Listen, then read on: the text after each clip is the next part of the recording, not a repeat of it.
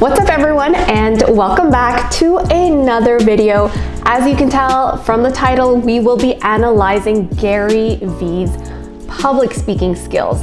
This one was highly requested. I'm kidding, nobody requested this. I personally wanted to do this just because Garyvee is such an amazing speaker, yet he defies all the laws of public speaking or the typical laws that everyone thinks you're supposed to do.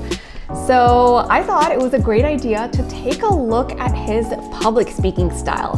So if you are interested in becoming a better speaker and you are interested in analyzing with me Garyvee's public speaking style, then keep on watching.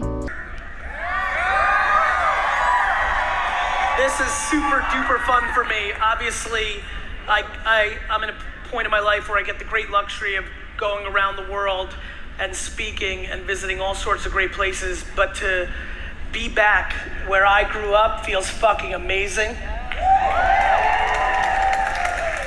I was doing some photos and even the people I just took photos with, it was just I'm like, this is fucking Jersey. You know, it's a different... Okay, so we're already, 1 minute in and he's already dropped the F-bombs twice. So very interesting, and I'm not surprised, but this is what I meant when I said that people just love Garyvee for what he is. He's very raw, he's authentic, he brings himself to the stage. There's no polished up version of him, and I think that's what people absolutely love about him because he's real, right? Sometimes you don't want to put in all that extra work and be perfect. Sometimes you just want to show up, be yourself, give an amazing talk, amazing speech, leave, and just feel good about yourself.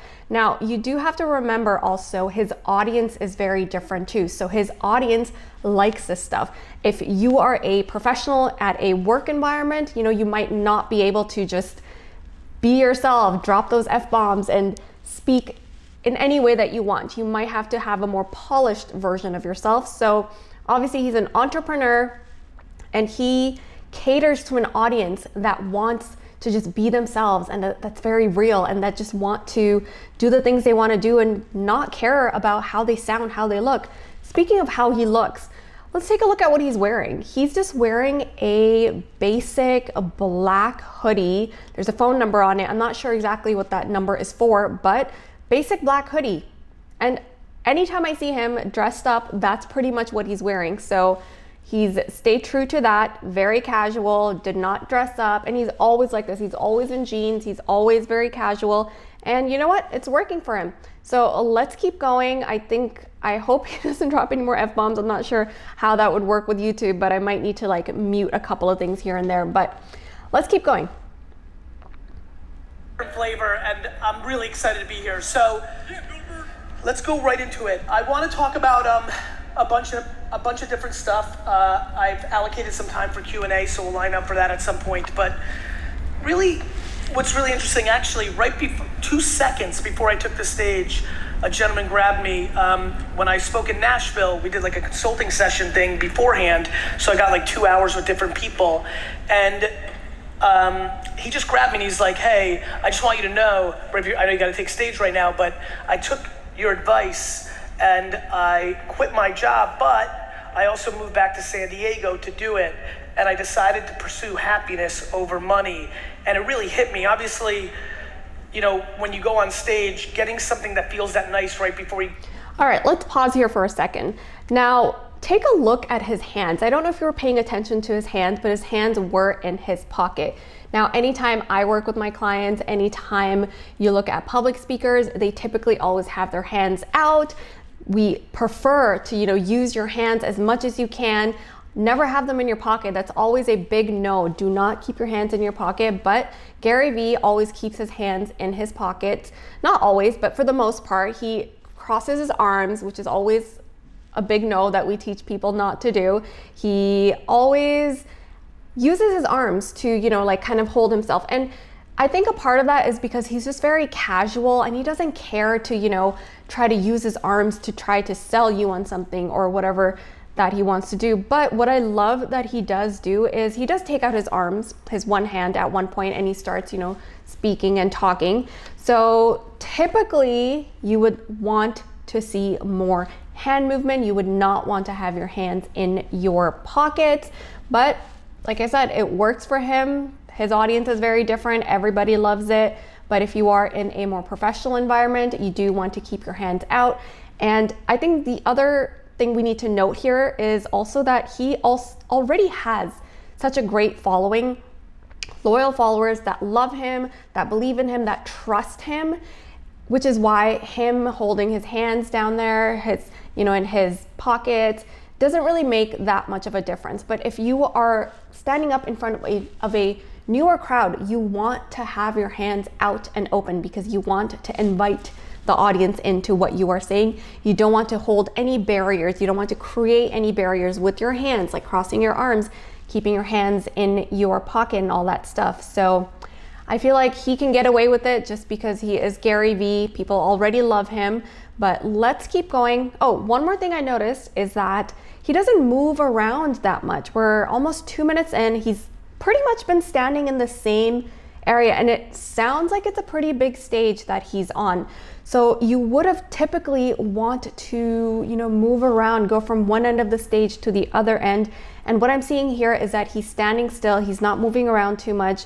So let's continue and let's see if that changes. We go on between being back home and hearing something like that, it's got me in a really interesting mindset. We also had a really interesting drive from my office here for the last hour with me and my team, just talking about a lot of different stuff that continues to populate into my mind. And most of all, to be very frank with everybody here, when I think about why would you be here today, Damon, me, different things of that nature, like what made you decide to spend money and, more importantly, be frank, spend time to decide to come to this? I think the thing that has allowed me to have a successful speaking career is I'm desperate, and I'm desperate as I stand up here right now. Okay, another 30 seconds in, his hands are still in his pocket for the most part, hasn't moved at all. So let's kind of move into the middle and see if we see it a little bit more of a change. Okay, so we are another 30 seconds in and it does not seem like he's moved. His hands are mostly still in his pocket. Not much body movement going on. He hasn't moved around on stage. So let's keep going. I'm gonna jump into the middle and see if things change a little bit. New way to get one of you, because you've heard this so goddamn much from me. We don't listen because we don't address the well. We're all making fancy sinks and wallpaper and decorating our homes, but it's our foundation. It's our foundation. All right, let's stop here for a second. Now, this is something I absolutely love every time he speaks. He's almost having a conversation with his audience, right? So as you can see, he'll pause and then you'll have his audience member yelling out questions or, yelling out statements or saying things. They're engaging with him, right? Even though he didn't really ask a question, he just paused, or even if he asks a question, he does pause and allows his audience to respond. And most of them, kind of yell back or do whatever, and they're engaged, they're having a good time, they're speaking with him. It's because he's very personable, right? Again, the dressing, the way that he talks, it's like you're talking to a friend. It's not like you're sitting there listening to some grand speaker who's going to motivate you or, give that type of speech. This is more like sitting down, having a coffee with your friend almost, who's giving you advice on life. So it's a very different dynamic, very different way of speaking. And again, it works great for him, right? So let's keep going and see what else we can see. Foundation. It's our foundation. And that's why I come here guns a-blazing. By the way, I think I should only talk in New Jersey, right? Fuck it. I'm not sure I want to talk anywhere else but fucking New Jersey. I fucking love you guys. On some real shit. I fucking love you guys on some real shit. On some real shit.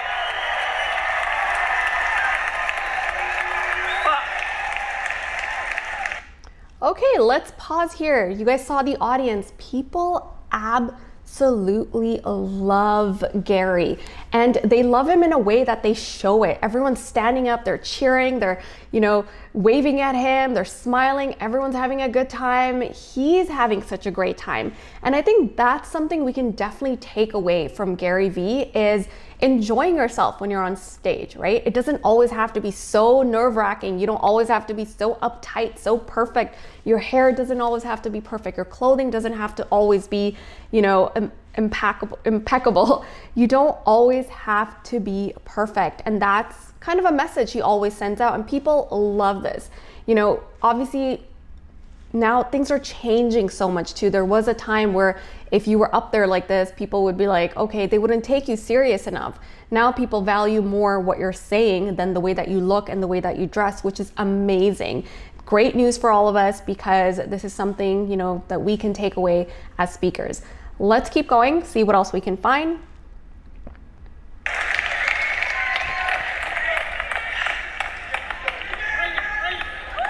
My friends, it's so easy out here. It's so fucking easy, and nobody wants to go there because you're scared of judgment. Just listen, the amount of poison that is sitting in this room is unheard of. All right, one more thing I'd love to point out is take a look at his facial expressions. And I did notice this before too. I wanted to see if he kept going. So Garyvee shows you so much emotion, and this is great, right? Remember, you're speaking to other human beings. You need to have emotion. You need to show that frustration on your face. You need to show when you're happy. You need to show when you're frustrated, sad, depressed, whatever feeling it may be. The more you can show it on your face, the more your audience will feel it. And I think he does a great job at that. He even closed his eyes at one point and it was like, what, right? So I think that is what works for him really well as well. And you always want to show emotion, right? I always recommend showing emotions. And the way that he does it, again, he's not even moving. He's literally just standing there and people are just loving him, right? And I think the reason why he connects so well is because of that emotion. You hear the emotion in his voice. You can see the emotions on his face. Thus, you feel the emotion through his body language, even though his actual body language is so minimal, right? So take this from him. The emotions here are amazing, and I'm pretty sure he's gonna keep it up, but this definitely, I feel like, is one of the reasons why people love him. It's the emotions that are coming out of him through his voice, his facial expressions, and yeah, through his tone. Let's keep going. I wanna skip maybe a little bit more towards the end and see if we can unpack anything else. So let's go closer to the end and see what is going on. When they're in their Instagram feed versus when they're in their Pinterest board versus when they're on LinkedIn.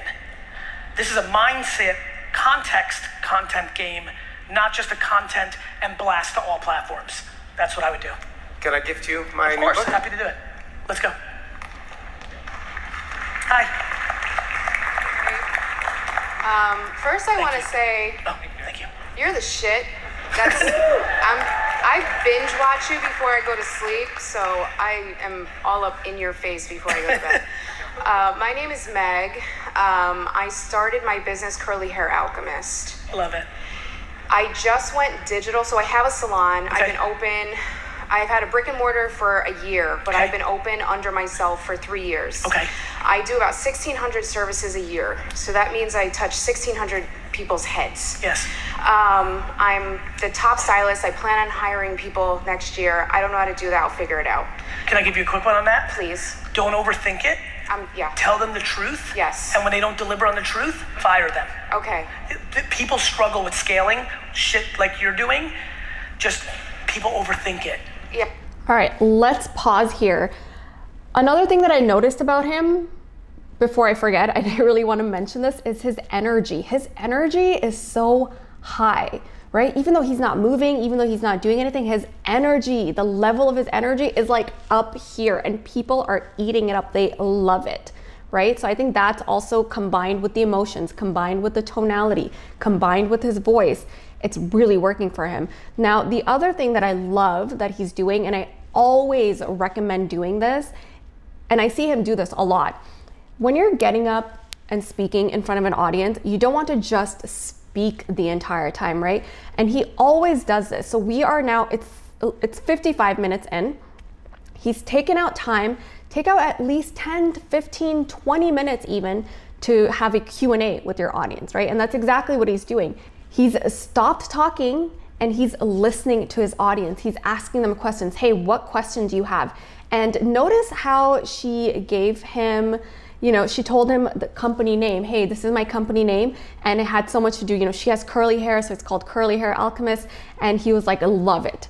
Right away, he dropped a compliment. He didn't even let her finish. He's like, oh my gosh, I love it. Continue, please, go ahead, right? This is why people love him, because he's complimenting her as well. And now she feels like, hey, okay, I'm not just a person. He's paying attention. He's listening to me. He's complimenting me. So that's something that I feel like he's doing really well that we definitely need to do more of. So when you're up there in front of your audience, they're asking you a question, first of all, do a Q&A, give yourself 15 to 20 minutes in the end, do a Q&A, engage with your audience. But when they're speaking, compliment them on something, right? He loved the idea. He's like, brilliant, love it, keep going. So that was great on his part, what he just did there. And then after she's done asking the question, I love that there was no BS anywhere. He was like, this is what you need to do. Don't overthink it. Get it done. If it's not working, fire them, blah, blah, blah. Like, quick, to the point. There was no fluff whatsoever, right? And I think that's good, because now that allows him to answer the question. He can move on to someone else and talk to more people this way. So great job with that. Let's keep going. Yeah. And they have ego that I'm the only one that does it best and then nobody's ever good enough. Go within humility, tell them the truth. Gotcha. And then if they don't deliver on it, fire. I've watched so many people that are great at their craft never build a business because of ego, that they like feeling that they're better at this thing than anybody than actually scaling a business. All right, something I just noticed right now, I guess we didn't see it earlier because we skipped over, but it looks like he's actually sitting down on the stage. How insane is that? How much do you see that?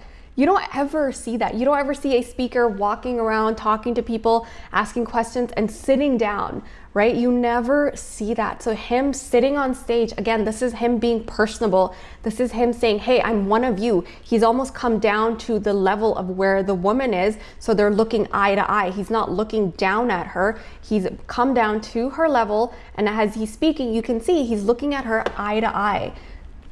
That's brilliant. That's brilliant. And I love that he's doing that. Let's keep going. Okay. Got you. Go ahead. I just went digital. Okay. I'm launching my online course on November 1st called Curls Hold Magic Blueprint. Okay. I pre-sold for $77.33. I have 49 members in my program. Okay. I don't know what the fuck I'm doing. That's bad. So what's happening is I have a plan on how to engage. I feel like what I do behind the chair is very valuable. Okay. I touch people's hearts. I send them home. They feel beautiful. Love it. Right? How can I do that digitally? And piggybacking off that, by talking to them. Yes, right. But I mean. No, I understand. No, I'm very vulnerable on camera with them. What do you mean? Well, then write. Right. Go on camera. Just write it. Okay, another thing I have to point out that I love that he's doing. So notice how when she's talking, right, she's explaining what's going on with her new business and what she's doing. And he's like, okay. He is acknowledging that he hears everything that she is saying without interrupting her. So her flow has not changed. He's just throwing in the, okay, I hear you. Okay, keep going. Okay. So his strategic okay is making her feel like, okay, he's listening to me. He's acknowledging what I'm saying. He's understanding what I'm saying, which is brilliant, which is great. Something that you can do for someone. So first of all, like, she's standing up, speaking in front of hundreds of people, right? That takes guts. And what he's doing to make it easier for her is looking at her straight in the eye. He hasn't turned away for even a second, and he's saying, okay, I hear you. Yes, perfect. Keep going. It's just him and her. It's almost like no one else is there. Look how great that is for her, right?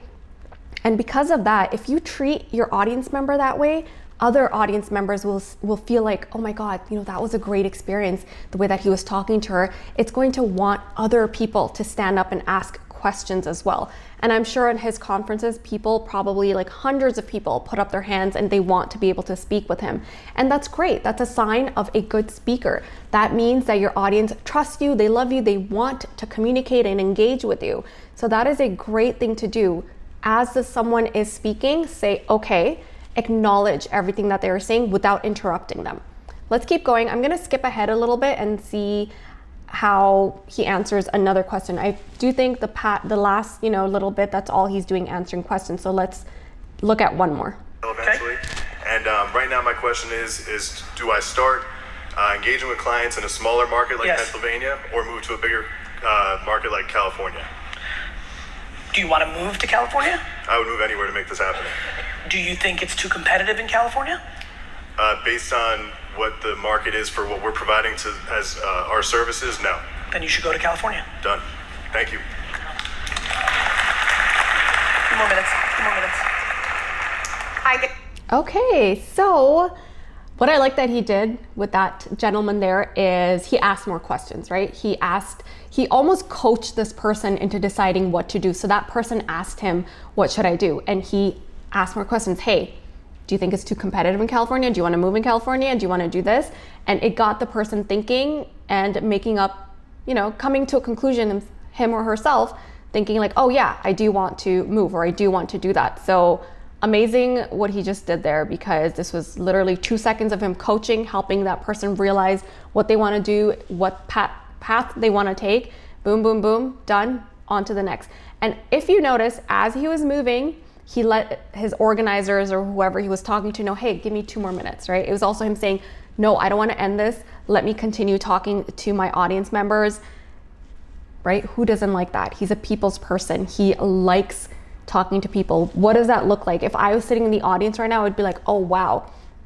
Even though the organizers are telling them, hey, okay, time's out, like, come on, we gotta go. He's like, no, wait, I need to go. I need to continue talking to them.